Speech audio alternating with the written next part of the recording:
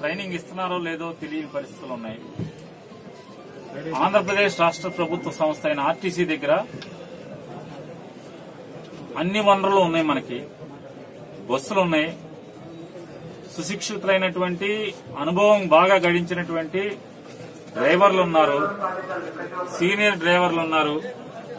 ఇంతవరకు 30-40 ఏళ్లలో కూడా ఒక్క యాక్సిడెంట్ కూడా చేయనటువంటి డ్రైవర్లు ఉన్నారు.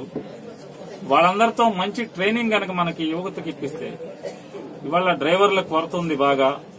ప్రత్యేకించి హెవీ లైసెన్స్ ఉన్నటువంటి, శిక్షణ బాగా పొందినటువంటి, అంటే నాణ్యతతో కూడినటువంటి శిక్షణ పొందిన డ్రైవర్లు కొరత ఇవాళ మనకు ఉంది. కాబట్టి మనం పేద మధ్యతరగతి వర్గాలకి తక్కువ రేట్లో అందుబాటులో ఒక నాణ్యతతో కూడినటువంటి డ్రైవింగ్ స్కిల్ ని మనం ఎందుకు వాళ్ళకి తరఫీదు ఇవ్వకూడదు? ఇది ఆలోచన చేసి చేయండి అని చెప్పంగానే మరి ఆర్టీసీ అధికారులందరూ కూడా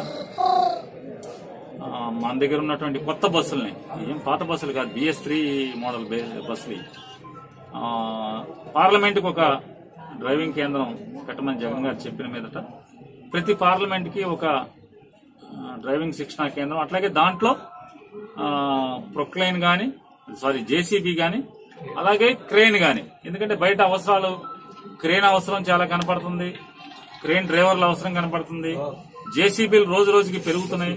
JCBలకు కూడా ట్రైనింగ్ పొందినటువంటి డ్రైవర్లు లేని పరిస్థితి ఉంది.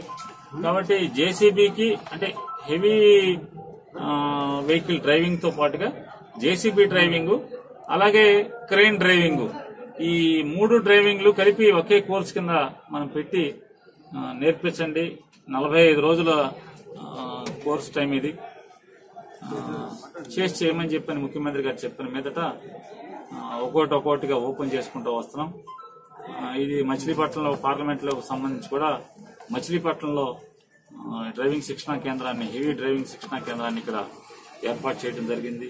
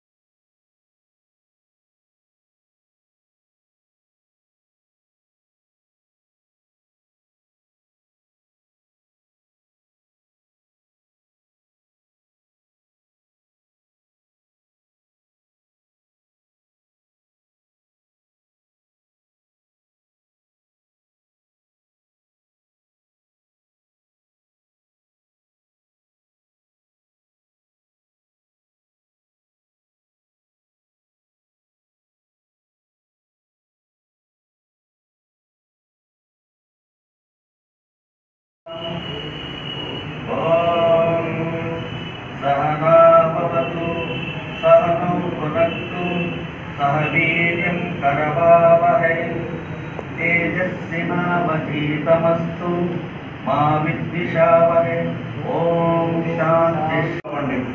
మన సంస్థకు కూడా పేరు తీసుకొచ్చే విధంగా మీరు ప్రవర్తించండి.